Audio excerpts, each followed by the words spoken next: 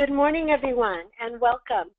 This webinar is brought to you by Strategies 2.0, a statewide collaborative funded by the California Office of Child Abuse Prevention. Today's call is Developing Emerging Leaders. The call is scheduled from 10 until 11:30. I'm Carrie Collins, today's facilitator, and my role today is to introduce the topic and the presenter, keep track of time, and help the presenters and you participants in any way that you may need. In a moment, I will introduce the presenter to you, but first I'd like to go over a few of our webinar guidelines. So this webinar, like I said, will last for 1 hour and 30 minutes, and that will go pretty quickly. In order to limit outside noise, I have muted all of the participants, but we will encourage you to interact, and I will show you a couple of ways to do that.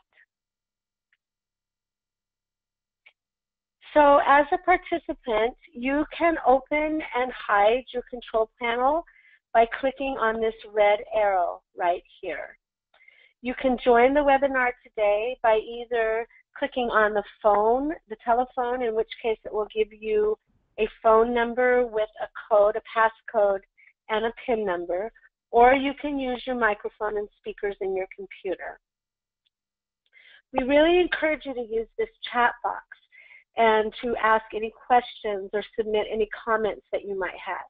And just to make sure that everybody can hear me okay today, could you go ahead and enter into the chat box where you're calling from today?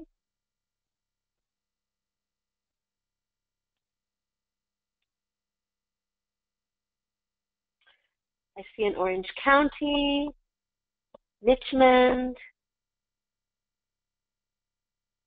Riverside. Good. This is really good. I actually am from Ventura, and we are under fire today. So I have gathered up my living creatures, and we are at my son's house in Reseda this morning. So it's good to be with all of you. That's great. Now, I have two colleagues today, Shane Meserve and Alma Tovar, that will be monitoring the chat box. So if you have any questions or comments, you can put them in the chat box, and we will pass those on to our presenter. I believe we will wait till the end of the presentation before she answers any of your questions. So let's see. Let's get this turned over to our presenter. I would like to introduce you to Etsuko Kubo, who is the program director for On the Verge, a program of the nonprofit On the Move. She has worked in the leadership development field for 18 years throughout Northern California. Her area of expertise includes the development of low-income youth and young adults by designing and building model community-based programs in schools focused on the next generation of public sector leaders in urban and rural communities of color. As the On the Verge program director, Etsuko has served as the primary coach for numerous cohorts of leaders from the fields of education, youth empowerment and development, social services, family strengthening, and neighborhood development. Etsuko holds a degree from Mills College in Ethnic Studies and a teaching credential from the Reach Institute. She lives in Richmond with her husband and 2 children. So we're very proud and honored to have her present our webinar today. I am now going to turn over the presenter abilities to her, and she will take it from here. Thank you, Carrie. All right, everyone. So again, welcome to this webinar. If you're in Southern California and need to grab your go bag and leave your house or wherever you're at, I totally understand, including Carrie and Shane or anyone else out there in Southern California. Our offices are in Napa, and so we know all about the go bag and the fire situations. So please take care of yourselves and your families first this morning. Just to get us oriented to what we're going to cover in this webinar, this first slide is really looking at the outcomes and the agenda.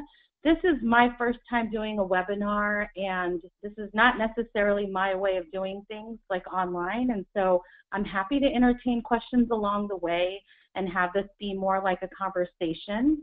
Otherwise, I'm just talking to myself, which is a little odd to me. So I'm going to do my best.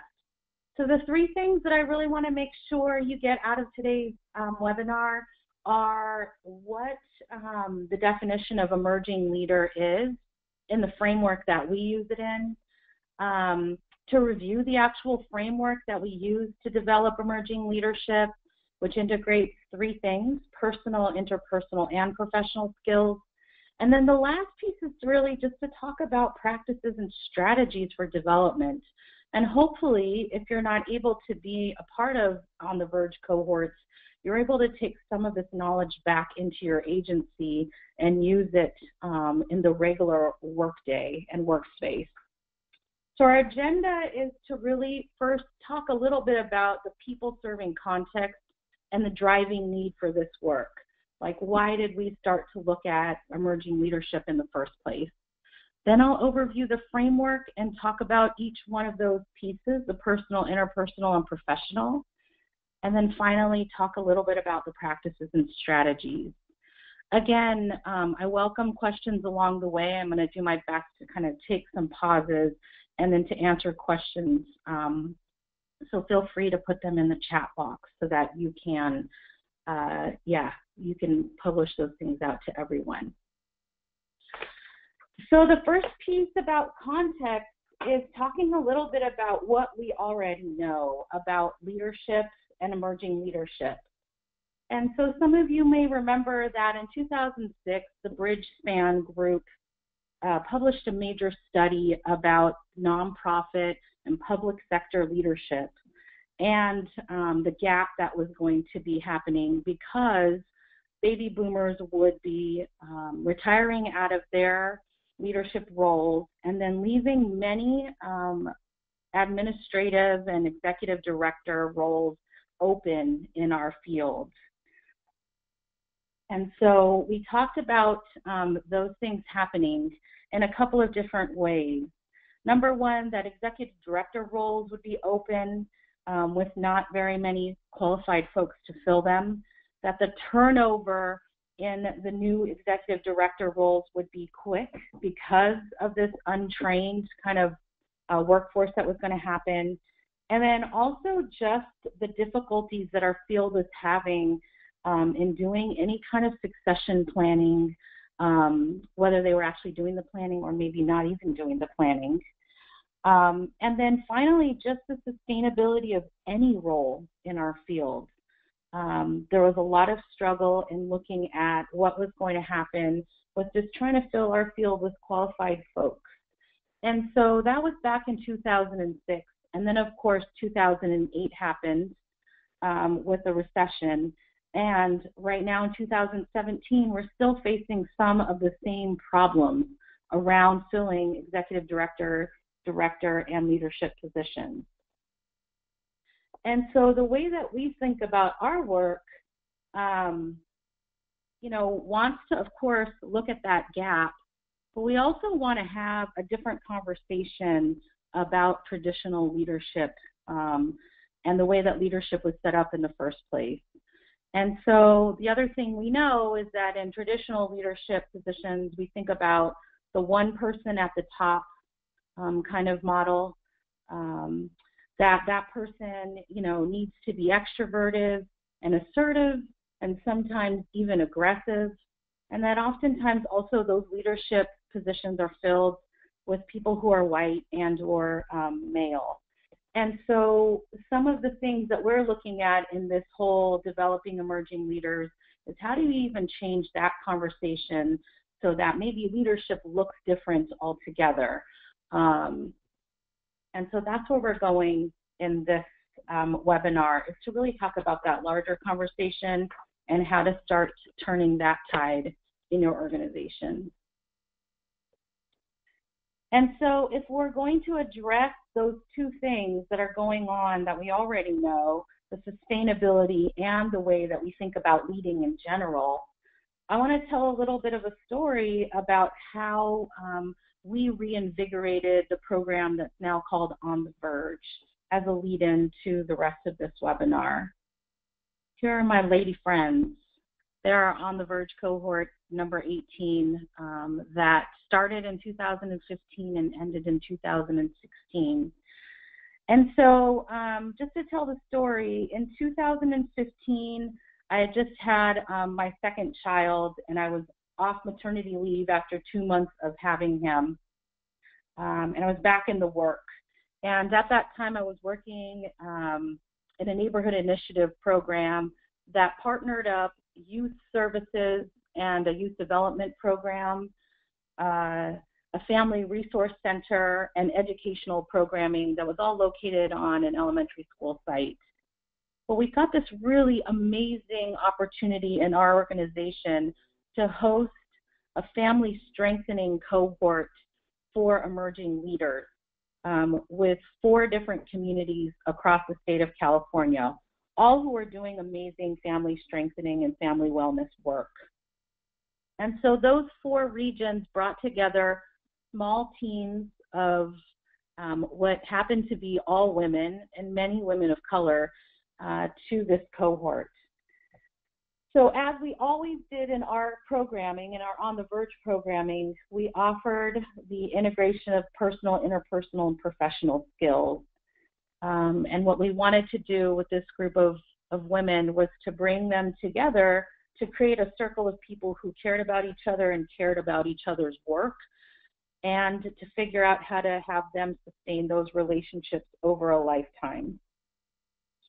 And so we did our normal activities around reflection and learning, and then coaching them as teams and individuals. And they also did a collective project together. So at the time, we thought that the collective project would be them going back into their own organizations in their home counties and doing something together. But what they came up with a couple of months into our cohort was that they wanted to take this model on the road and into the rest of the state. They wanted to take the model back to their home counties. And so they worked on a way to do that. And so now our On the Verge cohorts can be found in 10 counties throughout the state. And they are also, these women have also become coaches in some of those counties to host more cohorts to develop emerging leaders. And I tell that story because I feel like even though these women are not literally on this call right now, they are on this call with us. They are the reason why I still have the ability to do this work. And they reminded me that for them, many of them, not necessarily in the young leadership category anymore, but definitely in emerging leadership, reminded me how important it was to help support folks that were in their mid-career to really sustain for another 15, 20, and 25 years in this work. They also reminded us that it was really important for them to have a network of people who really understood their family strengthening work from an organizational perspective, who were not necessarily embedded in their organization. So it was just important for those peer-to-peer relationships and also some time to reflect and learn from each other and be pushed in a safe space so that they could continue the work that they were doing across all of their different communities.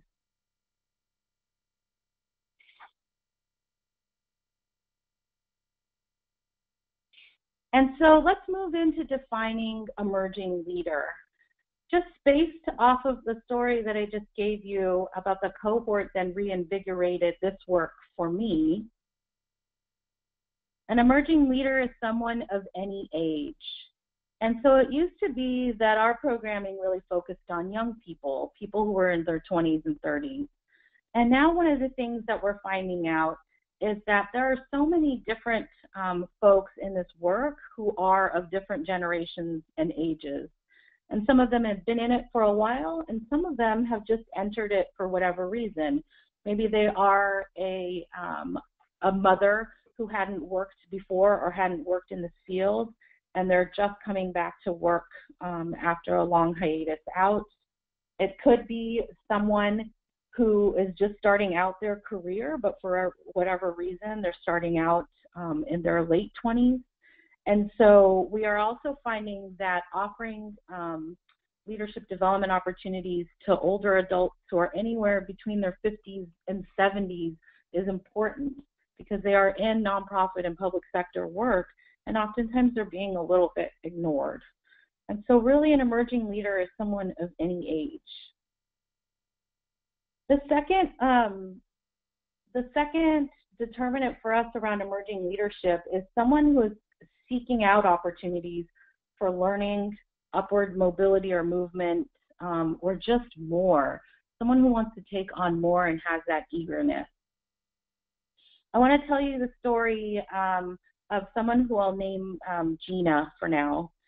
She was a participant in one of our cohorts and was in her early 30s. She worked for a wellness agency for over 10 years, and for those 10 years, she had the exact same position. So she had never moved into a different role in her organization. Gina was quiet and really introverted. She was very quick to learn new things. She was super diligent at her work and met all of her objectives. Just a very thorough person, but really, really quiet and pretty reserved. She did not necessarily seek out opportunities for herself. There's definitely a light in her eye about what she wanted to do next. She just wasn't super sure about what it was. And so for her, after she received a little bit of coaching and an opportunity to think with other people about what she cared about and why she cared about those things so much, she really was, able to push out of her comfort zone a little bit and say that she was really seeking a new position. And so in our programming, she was coached by both her peers and our facilitators to interview for a new position in her organization. And she was able to get that new position. Again, she was someone for 10 years who had the same position in one organization. And had she not stepped up a little bit outside of her normal self, she might have stayed there forever. Or maybe, who knows, she maybe have left the organization altogether. But this, to us, was a perfect example of emerging leadership. Someone who just needed a little push to be able to move up and out and maybe make a different contribution. And so the question that is brought up a lot for us in doing this work is, how do we keep the best and brightest, both in our organizations and in our fields? And part of it is about on the side of the employer and or the communities that are trying to keep these folks in this work. Is how do you have a commitment and investment in individuals? How do you help them have spaces for rejuvenation and innovation in both who they are and the work they're doing? And then how do you support them to stay in it, whether it's in the agency or in the field altogether? Again, our interest is not necessarily in having people stay forever in one agency. We know that's not the reality necessarily anymore. But how important is it for us to keep the best and brightest in this field, in the nonprofit and people-serving sector? We don't lose them to the tech industry or other industries that can offer more monetary and other kinds of benefits.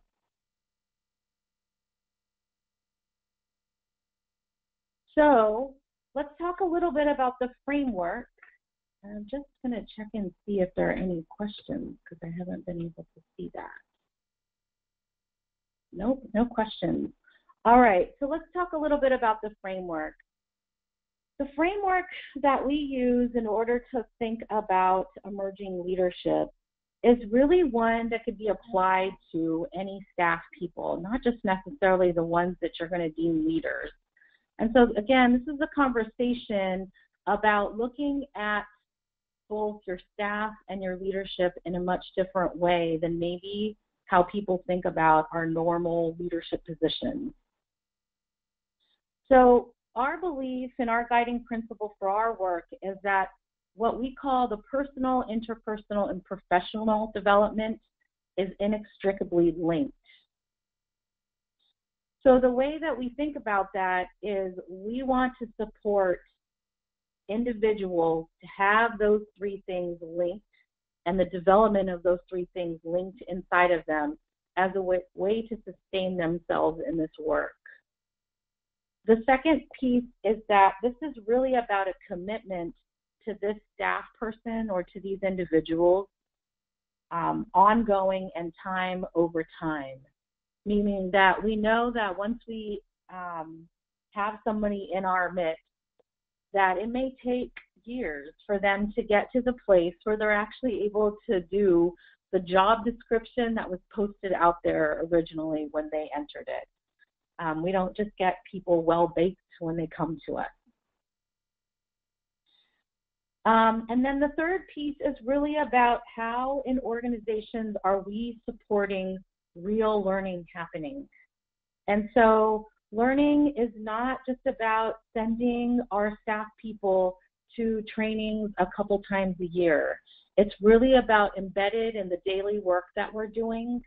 How do we support an environment where risk, innovation, and the potential for failure is actually okay? I know that we all have contracts and grants that demand a lot of us, but we also are trying to ensure that people are doing their best work. And sometimes their best work is going to result in things not working first and then having to go back and reconstruct something that they thought was going to work initially. And while that's very scary because we have real outcomes and real people we are serving, at the end of the day, the learning keeps people sharp and also helps to innovate things in our field, to be different and to be new and to be fresh.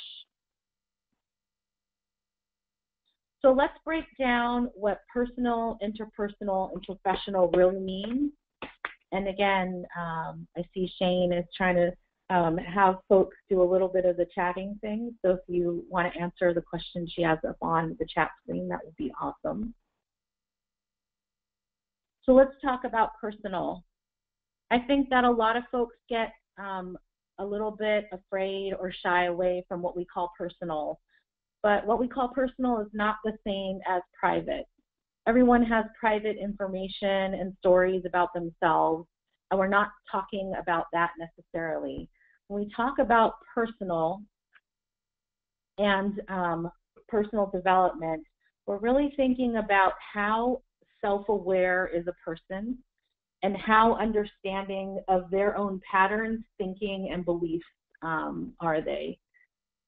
The other things that we consider personal, and some of the things that I know have been super key to having folks who we've developed as leaders have, is all around the ability to say and to express out loud to people two things: I don't know and I need help.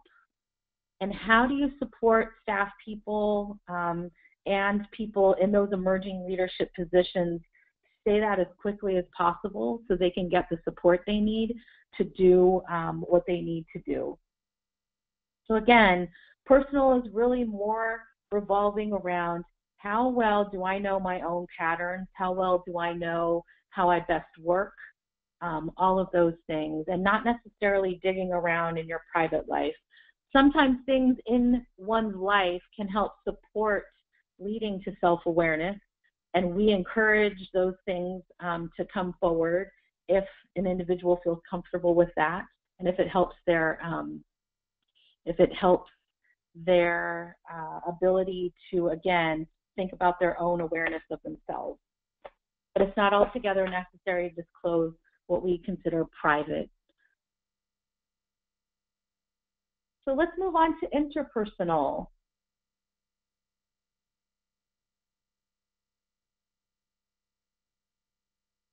The interpersonal is what we consider the playing with others. How are you in the sandbox? How do you work with other people? How are you team-oriented? This is becoming one of those most important things when we're looking at hiring staff people, and also when we are working with our groups of people from our programming. We know that one of the ways we're trying to change the way that leadership is marketed is really to be thinking about people leading in teams. And so how do you have multiple individuals leading instead of just the one person leading from the top? And how do you develop those abilities to collaborate and really work alongside with multiple people so that every individual can contribute their best? One of the other pieces that we really think about in the interpersonal is how open to giving and receiving feedback are you? How do we do that on an ongoing basis? How do we make that be a part of our everyday culture in our organizations versus waiting till a performance review or till something bad happens with an employee to be talking about how things are going? And how do we also balance that out with ensuring that we're giving both a mix of positive and critical feedback together? The last piece is something that our organizations and our programs have done for a long time in a lot of different ways, and it's becoming a really important conversation across the board. But how are you seeing your individual folks making an effort to understand all the different facets of an individual's identity? And so understanding race, ethnicity, and nationality. How is culture intersecting with one's ability to bring their best forward in their work? How do we have very intentional conversations and recognize how gender and sexuality play into an individual's development and supporting that? And then age, religion, and class as well. And so again, how do we support that as an ongoing discussion and not sending people away just to do the training on, cultural competency, but to really think about this as an ongoing way to supporting a person's ability to interact with all of the different people who they are working with and for the communities that they're working on behalf of.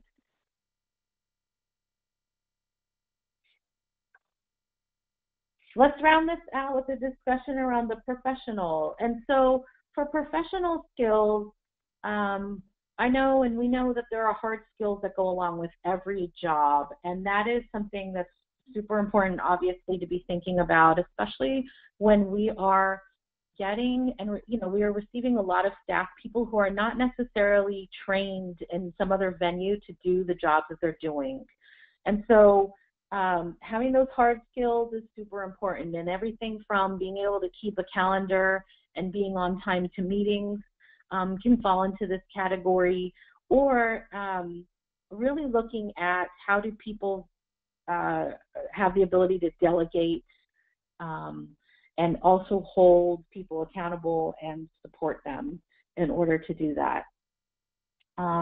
We are finding many times that in looking at this professional category with all of our emerging leaders, and even with our seasoned leaders, sometimes more so with our seasoned professionals who've been in the field for a long time, that preparing in advance might seem like a silly thing, but many of us are flying by the seat of our pants every day just to get to the meetings that we have on time. Forget about even preparing ourselves to be in those spaces, whatever they are. And so how do you support emerging people in thinking about what it means to be prepared in order to go into a space and either participate or lead a meeting or a training or whatever it is they're doing in their programming? And then finally, one of the things that we're also thinking about a lot is how to support each of our emerging leaders in utilizing their voice on behalf of others. And so what does that mean if you're working in programming to support your participants by being sometimes their voice and their advocate. And so how do you do that in a respectful way? How do you do that sometimes in partnership with the participants, and all of those things? And so that's what we mean when we talk about professional. And so again, when we think about, we go back to thinking about the personal, interpersonal, and professional development, we really think about how are these three things blending together at all times. And specifically, oftentimes what we find is that many organizations and agencies shy away from linking the personal into the interpersonal and professional. And oftentimes, this is where a lot of work needs to be done for individuals and with individuals, is helping them think about who am I in this work, why do I care about it so much, and then how do I have the ability to take some of my self-awareness and utilize it in a way that's going to help me move forward, even if that means I need to share some vulnerabilities about myself and sometimes say that I don't know how to do things or that I need help.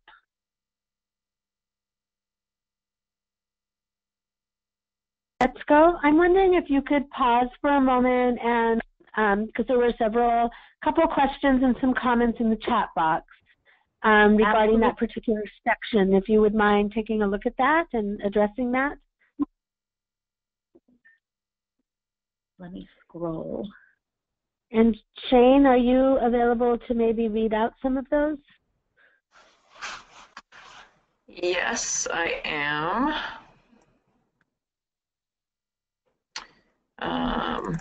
Sorry, let's see. We had several shout outs of people talking about the best and brightest of their organization. That's nice.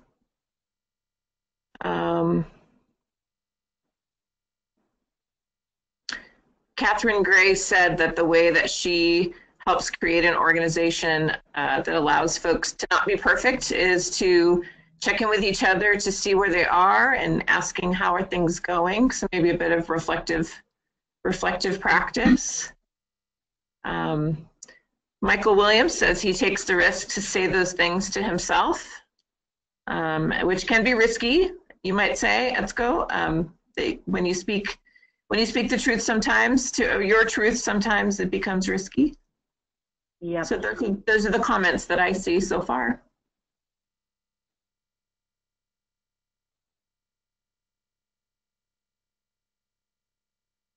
I'm just looking at a couple of the other questions. Okay. How seeing your, I know Shane, you put it up here, but how are you seeing your individual staff understand process cultural issues? And so I would love to hear responses to that. I know that Shane's had that question up for a little while. And I think that in the work that we're doing, at least in our larger organization, and not necessarily within On the Verge, but oftentimes what we do in our organization, and I'll talk about this a little bit towards the end when we talk about practice, is that we actually hold aside an hour and a half per month of a practice we call reflection. We have a whole manual about it and all kinds of things written about this practice. But one of the ways that we're able to have staff process not just cultural issues, but anything that comes up in the work is this practice called reflection.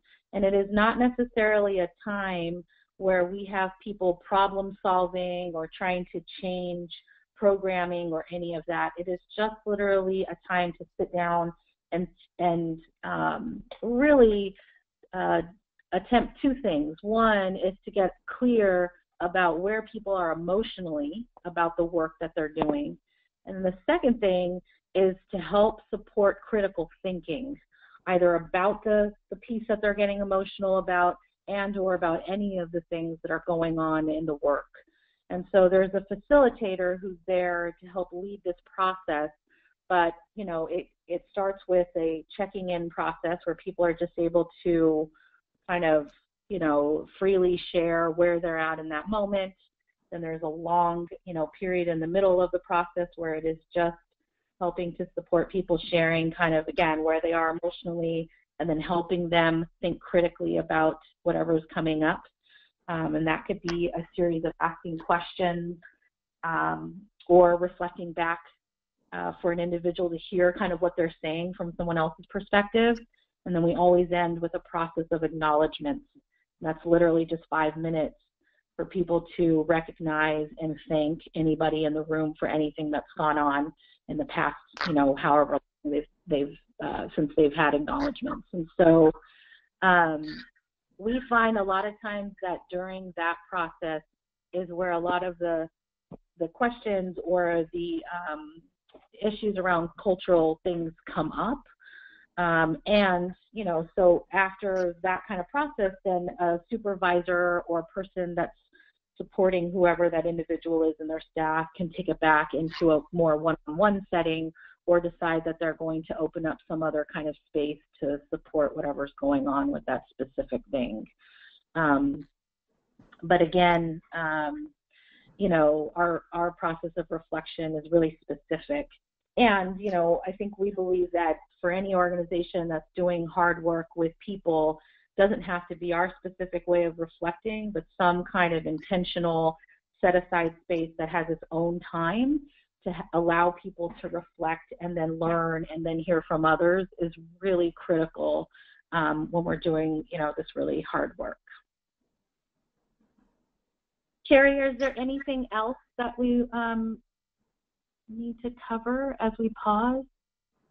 I see somebody putting one of my favorite books in my personal library, but I didn't see is there a name of the book? I think you're referring to the 5 Dysfunctions of a Team book that you put up on the screen. Oh, very good. All right. So let's move on. So we're going to talk a little bit now about practice. And so for us, again, part of the practice of doing this integration of personal, interpersonal, and professional is that if we aren't able to put people together in teams, then it's pretty hard for them to do that interpersonal development if they're not necessarily working alongside with folks. And so in order to do that, I think that there are some elements that are super critical that, need to be pragmatic in that. And that starts at the very bottom of the list of building trust, commitment, and accountability, and that is the shared work. And so how are you putting people together organically in teams that have work and goals that are overlapping? And I see that, Kim, you have this question about summarizing the 5 dysfunctions of a team, and so I'll get to that in a second. But one of the things about teams and learning, and this is brought up in Patrick Lencioni's book, which if you don't have it, it's really great. It's a super easy read because it's a story. So it's funny, and it's, again, it's just a super easy read. But the basis for which Patrick Lencioni's work is based off is really that there are 5 key elements to building a team. And when you don't see these elements, then this is how things become dysfunctional. And so in the actual book itself, it's fashioned as a pyramid. So on the bottom of the pyramid, the foundation of it is trust or mistrust, if you're talking about the dysfunctional part. So if people do not inherently trust each other, then you don't have a foundation for a team. And that is really that first block that has to go down in order to build a strong team. The second block, and I am hoping that I'm going to get this correct, but I believe it's commitment or lack of commitment that has to get built on top of that trust. And so how is a team becoming a team to ensure that they have people on the team that are up for the job of whatever the team is trying to produce? And how are you ensuring that you have that investment and that buy-in? How is that, spoken and articulated? All of those good things. The third block would be accountability. So what systems are set in place to ensure that folks are being held and supported in whatever the work they say they're going to do is? What are the ways that we're ensuring we're going back and following up to make sure things happen? The fourth one is around healthy conflict. And I actually think it's the fourth one, and I'm switching them around. But anyway, healthy conflict is oftentimes, in my mind, when I talk to different people from different organizations, one of the things that is missing a lot. People can have buy-in, they can have the commitment, they can even have the trust. But if people don't feel the safe space or enough willingness to lean in and have those hard conversations and to disagree with each other in a way that's respectful and healthy, then teams do not gel. And then the last, the top of the pyramid basically is the result. How do you have real things happen and end in some kind of results? So again, I promise you, I'm not a marketer for Patrick Lencioni's book, but I am, because I think that it is a really, again, it's a quick read, it's an easy read, and then there's tools that come along with it. And we utilize these in all of our programming because it's an easy way to think about it. It's much harder to do in practice. And I see Carrie saying healthy conflict is the hardest for me. I am sure that there are so many people out there that can share that same sentiment. Let's go. One of the other, yes. Oh, I'm sorry. This is Shane again. I just want to support you on that comment. Especially being an emerging leader. If you're a new supervisor or a new manager or a leader in your agency, what do you suggest? What's a good first step for someone who really, because you do need to be able to say difficult things sometimes, or to challenge people in a positive way. What do you talk about in your program having to do with healthy conflict? Because I agree, it's a very difficult concept. What do you think the first step might be for an emerging leader? I think that the first step is for us anyway, the way that we walk people through this is trying to help identify, and again, this is so much easier to say than practice, but when we look at something that's going on that may cause conflict or that may already be a conflict, then we urge that emerging leader to think about what is the end goal? What's the thing that both of these people or both of these parties really want in the end that's shared? And most of the time, people want to do excellent work. And so how do you make that specific and concrete and tangible for both of those parties or both of those people? And then how do you allow that to be the start of the conversation? So in other words, if people are doing event planning together for some large event they're putting on, and there's a disagreement about how to do the outreach, how do you say, as the emerging leader who's about to walk into this, disagreement about the outreach method, look, I know that we all want the best outcome for this event. We want lots of people to be there. We want this to be vibrant. And so how do you start from that place versus, continuing to kind of polarize by saying, well, this is what I really want, or, just trying to give in to the other person. Because I think a lot of times for folks that are less confident, they're like, well, I'll just give them what they want and hopefully that'll back them off. But how do you start from a place of, here's what I know we all really want, and let's start there and then figure out from there how we can take apart and then maybe negotiate some things. How do I give a little bit and how do you give a little bit so that we can both have what we want?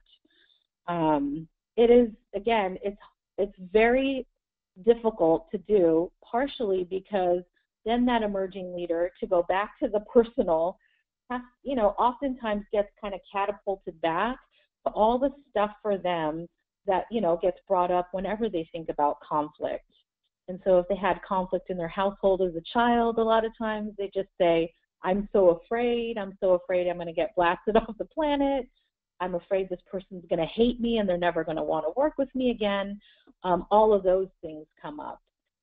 And again, for us, we want to allow for that space for that person to be able to disclose that and then say, okay, that, you know, that those scenarios may happen, and then what? And then what can you in your head plan to do or say so that you feel like, you know, number one, you're going to feel safe, but number two, so that you can get to this outcome that you want. And oftentimes once people disclose that their, you know, whatever their greatest fear is, they can actually move on and move into the conversation, because as we know about fear, oftentimes it's not always rational. But if you've never disclosed it to anybody before, then it's got a hold on you. And so how do you help support that happening? You know, that kind of disclosure of like, oh my gosh, what if this person, I don't know, blasts me off the face of the planet, which a lot of times people really imagine that that may happen. So I don't know if that answered your question, Shane, but I know in our work that's kind of the places we start. That's great. So, Thanks so much.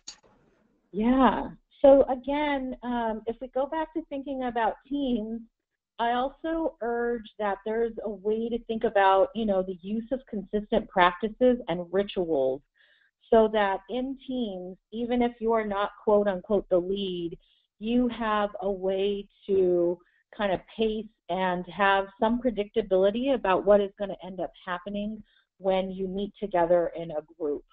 And that is really about, again, co-creating culture.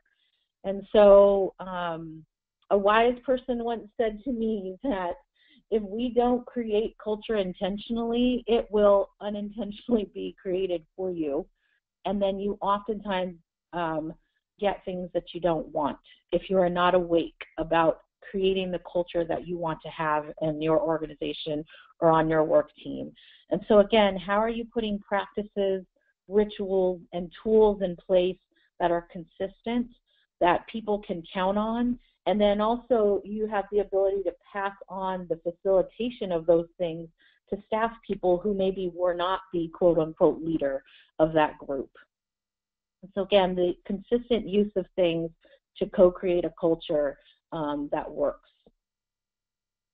So last thing, again, kind of goes back to the first thing I said, but how do we ensure that we have real shared work that's urgent?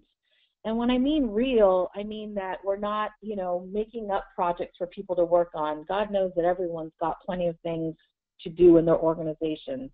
But how are we ensuring that we have shared goals where we really do have to overlap and work together in order to accomplish something good in our organizations? So the last piece of this practice is to really think about becoming a learning organization. The reason why I put really ... on that first bullet underneath is that oftentimes, you know, I think that people say like, yeah, we're a learning organization, and then you get the eye roll, or you get the, yeah, sort of, or that's what we say we are. And I think that the reality is that becoming and being and sustaining a learning organization is a huge investment, and it's work on top of work that we're already all doing in our different organizations. And so how do you have that commitment across your agency to really support individuals to not knowing and asking for help? And again, returning to that risk, innovation, failure, and reconstruction. And so again, you know, I know that we have different people on this, you know, webinar that are of different roles in the organizations. And if you're in a large organization, you often don't have the ability to make this kind of change to, you know, having your organization become a learning organization. But I just know that in reality, if you don't have some kind of investment from your leadership, your administration, your organizational-wide practices to be a learning organization, many of these things become much harder. So I just wanted to acknowledge that and say that out loud, that, you know, if you are an organization that is invested in learning alongside of whatever it is that you are doing, this is so much easier to implement. It is much harder if those practices and that way of thinking has not been implemented in your organization yet. So let me give you an example of another way that we think about consistent practices and different ways that we've co-created culture. And I'll try to run through this quickly. But we have in our organization something called the 7 R's. Back when our organization's leadership was running programming with teenagers, teenagers also, you know, actually are the ones who helped us come up with the first 5 R's. And really, these R's were just a way of having shared language and a way around how we would be together, agreements about how we would be together. They were the kinds of things we would aspire to do and how we would be while we did this work. And so those first 5 R's were risk, real, relationship, rigor, and responsible. Later, when we ran our adult serving organization that we do now, we added relentlessness and rejuvenate as our last 2 R's. And oftentimes, again, the thing that I bring people back to is that it's fine if you'd like to adopt these 7 R's. I have many written things about them and other activities to do things with. But the reason why I use this as an example is it's just really about the importance of shared language and something to anchor, you know, your culture to. And so it does not have to be R words. You could pick some other words. You could pick a whole different way of thinking about how you want people to be in your organization. But one of the ways to help support the co-creation of the culture is to have these kinds of things in your organization that stick around for a long time. And again, for us, it's really just a way to prompt discussions around values and how we want to learn how to be together.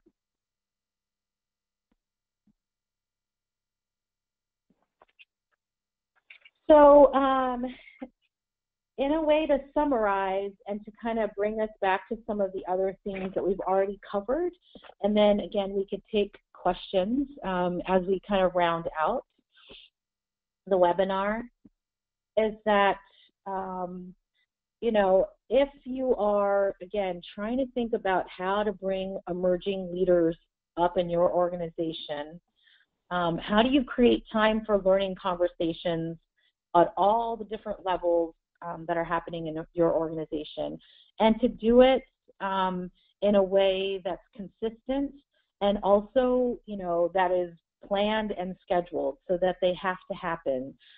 These conversations should become as important as meeting grant objectives, basically.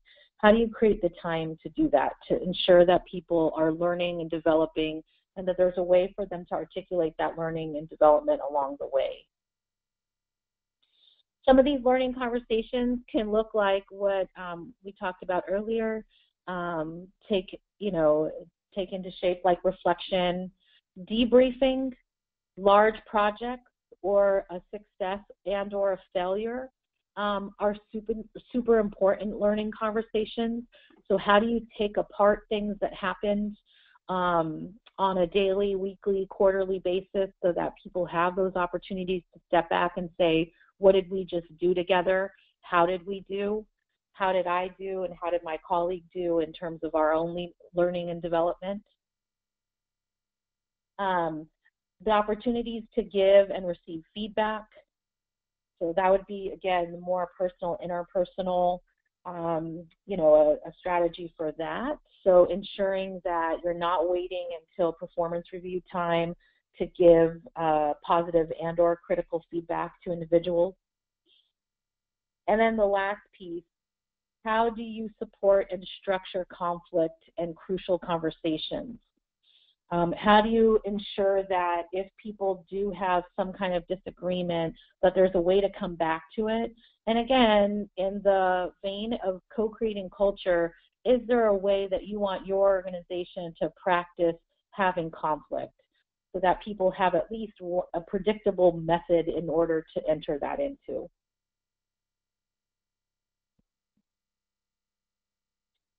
One of the things we didn't cover so much, and that we could talk a little bit more now, is the piece about personal.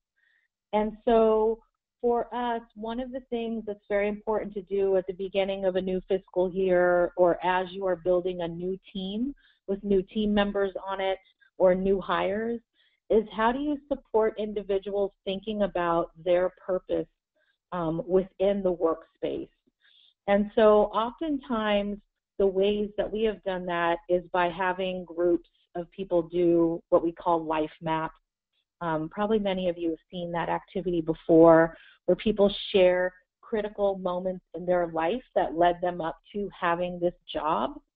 And then they talk about, you know, why did they choose those critical moments in their life to share with everyone? How did that lead them up to doing this work of family wellness or family strengthening? And so how do you open up spaces to ensure that people have that time to think about, like, why did I choose this profession versus selling shoes at Nordstrom's or something else? Why is this important to me? And how do I share that with my colleagues so that they understand where I'm coming from?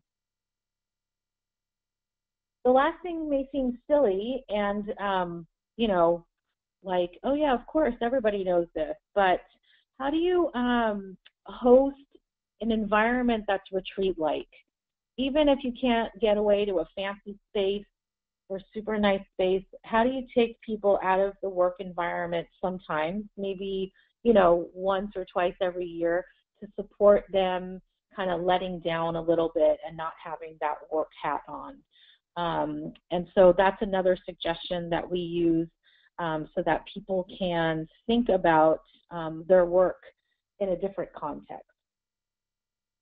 Carrie's asking, where can they get more information on life maps? And I can absolutely send out the instructions and the framing for the life maps that we've used in our program. If I have the ability to do that on this webinar, I could totally send that out. Etsuko, if you could send that to me, we can make sure that all the participants on this webinar get that information when we send them the PowerPoint presentation. Absolutely. All right, so that kind of concludes my part of this. And so some of these questions already got asked, but I'm hoping that some of these points that I made will inspire you to be thinking about who are the different people who are emerging as leaders in your community. What will you do to support their development? And then finally, what things might need to shift or change in order to make those things happen? And so at this point, if there are other questions or comments, I would love to hear from people. I see one thing from Shane. Any thoughts? I would like us for strategy. Go ahead. Oh, go ahead. I just want us to take this opportunity for the participants to go ahead and put some of their thoughts about these three questions into the chat box, and then also to on that last slide that you had, I'd be curious to know what some of the organizations were doing to create this kind of an atmosphere in their organization. That would be great.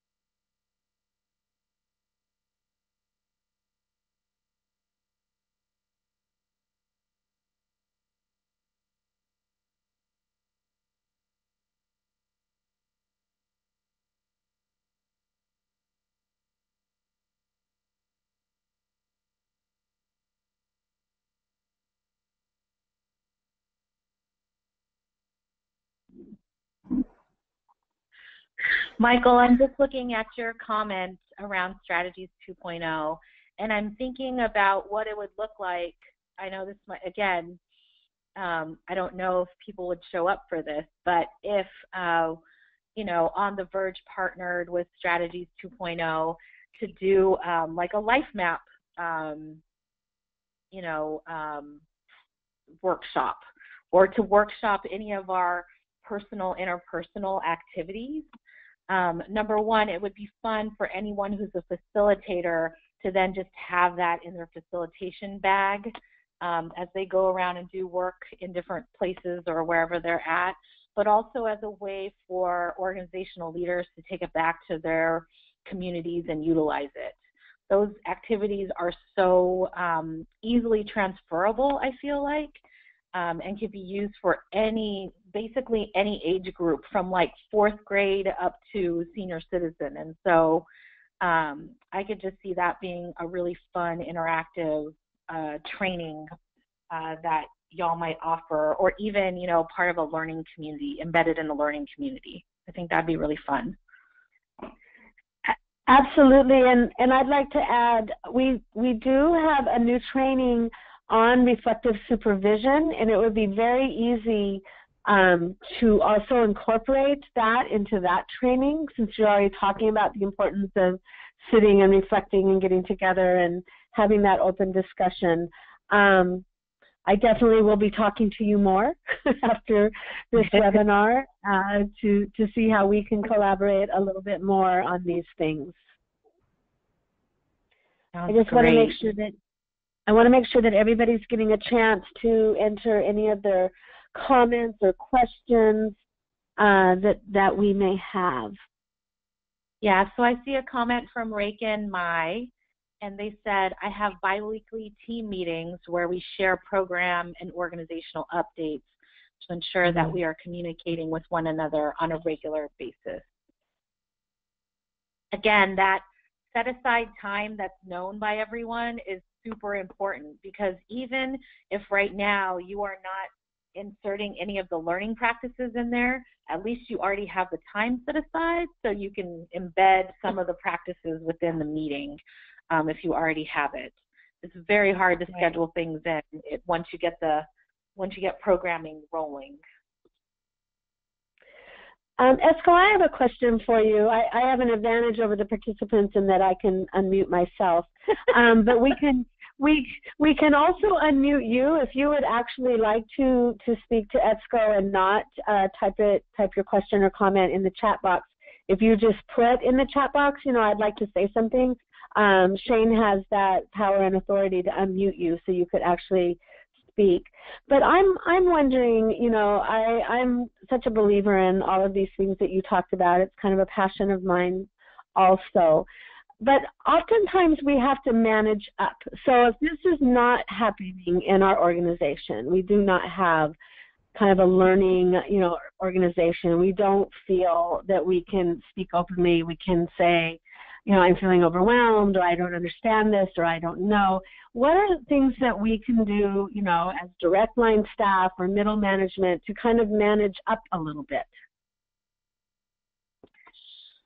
That is a great question, and we get that oftentimes as well. And I think there's a piece of it that is about modeling. And so, I remember way back when I worked with youth and had other colleagues who worked in other youth-serving organizations, when we were all just line staff doing different work with teenagers in different organizations.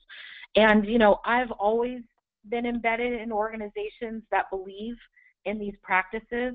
And so, I'm a bit spoiled and privileged on that end, and have to really think about, what it would be like if I didn't have administrators and supervisors who were, supportive of these practices. But when my colleagues would talk to me about what was going on in their organizations, oftentimes what they would start to do is utilize some of the practices with their youth programming. And because it worked with young people, oftentimes then when they would bring in their supervisor to see what was going on, then that was the way to help start to have those things trickle up a little bit. So again, it was around the modeling of utilizing these practices with participants to kind of change that trajectory. I think oftentimes the other thing that we encourage our emerging leaders to practice is to have those direct and kind of crucial conversations with their managers about what they would like to see happen in their, whatever their sphere is. And again, I know that oftentimes, you know, we have had situations where people are turned down. I mean, they're not able to make those changes for whatever reason. And, you know, those things happen. But sometimes what ends up happening is that there's just perceptions around people's management that are, you know, that were assumptions. So a lot of times, again, we are our own worst enemies. And so helping individuals move past their own fear of speaking whatever the truth is, not in a disrespectful way, but, you know, in a way that, again, says, okay, I know as my manager, you really want me to succeed because I need to be able to do these things, these 10 things, and here's what would help me do that better, is embedding some of these practices.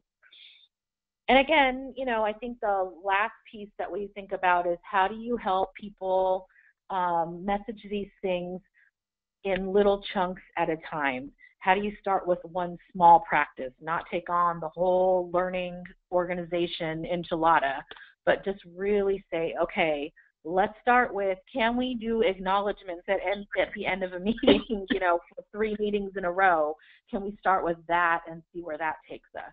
Because oftentimes, again, it's very overwhelming for a manager who's already got a pile of things going on to be thinking about, oh my gosh, how am I going to change all these different things at the same time? And so then, you know, breaking it down into little manageable chunks for people.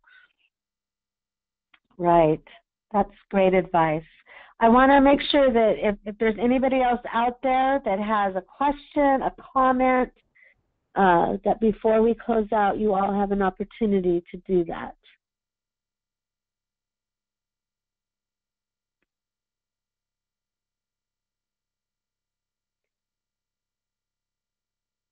Always a little quiet time while people are thinking. Yeah.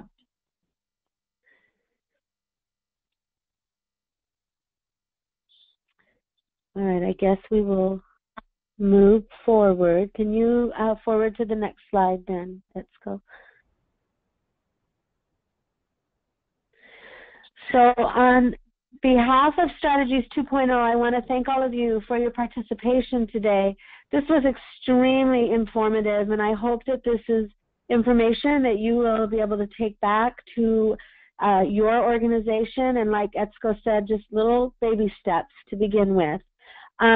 You will get an evaluation that will be sent to you automatically. We totally please encourage you to complete that. It helps us as we move forward in the work that we do. Also, Etsuko, could you get that slide back? For some reason it went away. Sorry. There you go. I invite you to go on to strategiesca.org, and you can see the variety of trainings that we offer in the field at no charge to you at this time. We would love to come to your organization and present one of our trainings. There's also information about our learning communities on our website, so we encourage you to go on the website and check out what it is we offer and what our future webinars coming up are going to be. Also, this webinar has been recorded, and within a few days, give us a week or so, it should be up on our website in our webinar library. So if you wanted to go back and re-listen to it, you certainly are able to do that, or you want somebody else within your organization to hear the webinar, those things are available to you. So at this point, we're going to sign off, and we thank you, Etsuko, so much for this wonderful presentation. We thank all of you who joined us today, and we hope to see you or hear from you at our next webinar. Thank you so much. Thank you. Bye-bye.